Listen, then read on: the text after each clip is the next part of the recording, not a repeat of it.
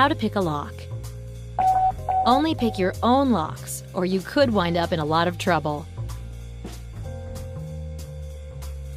Locked yourself out of the house? Most common pin and tumbler locks can be picked with a little luck and finesse, so before you call a locksmith, try this.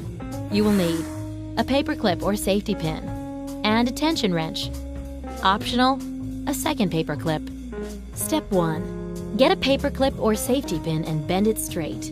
Now make a slight upwards bend at the very end. You can buy a professional lockpick set at a hardware store.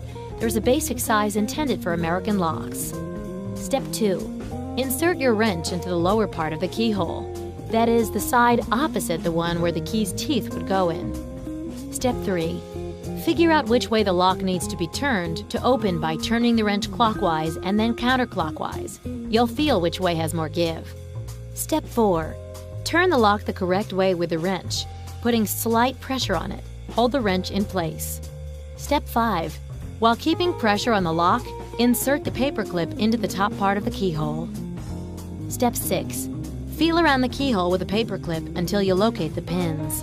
If you're picking a common door lock, there will most likely be at least 5 of them in a row.